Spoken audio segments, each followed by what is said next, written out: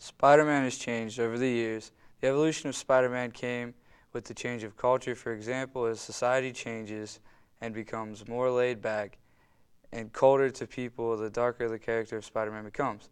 More dark and devious, the more dark and devious the culture of the target audience for Spider-Man changes, the more freedom the author has to make changes and turn Spider-Man into a darker and more mysterious character for or into a real goody two-shoes. The comic book was founded in 1939, and at 17, Stan Lee was hired by Timely Comics. Timely Comics became Marvel Comics in 1961. Soon, Stan Lee and cartoonist Jack Kirby revolutionized the genre, creating different superheroes like Spider-Man. Spider-Man was created in August 1962 and became the top-selling series from Marvel Comics. Lee became publisher of Marvel Comics and took control over Spider-Man in 1970 and other strips thereafter. Back in the day, they didn't have Photoshop or anything fancy to create comic books. They used the traditional style of using a pencil to create the images. According to Nicola Scott, my very first comic used zip dots for certain effects, a messy process that involved scissors and careful placement and a sniper's patience. Even the drawings of Spider-Man have changed because of technology. As the technology improved, the better the drawings came out.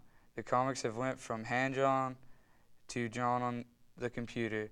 The concept of Spider-Man has not changed too much from when it was created. He is still in the same outfit, wearing a mask with colors of blue and red.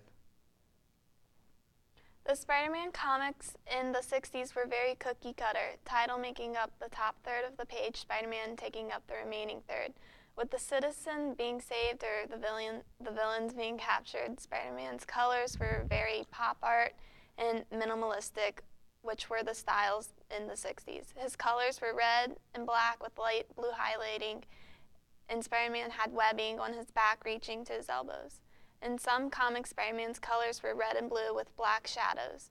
He's often featured with a belt-like shape around his abdomen. Spider-Man is almost always doing something involving his webs, either shooting or swinging from them. There is not a lot of detail in the backgrounds and almost always show the villain that is featured in the comic. In the newer comics that are coming out this year, artistically are more advanced. The background is more detailed. You can see more city buildings. The overall comic tends to appear darker, making it feature during the night. The villain is always clearer. Spider-Man is both highlighted and shadowed, unlike where it was one or the other. Spider-Man is in a complicated stance, whereas before he was more stretched out. The webbing around his back is looser and not as tightly webbed, and overall there is more things to look at than the earlier comics. Since the beginning, Spider-Man was bright and colorful, both with his personality and visually, but slowly as the years have gone on, Spider-Man had started to get darker.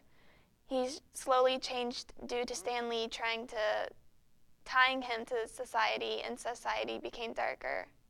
As society became darker, so did Spider-Man.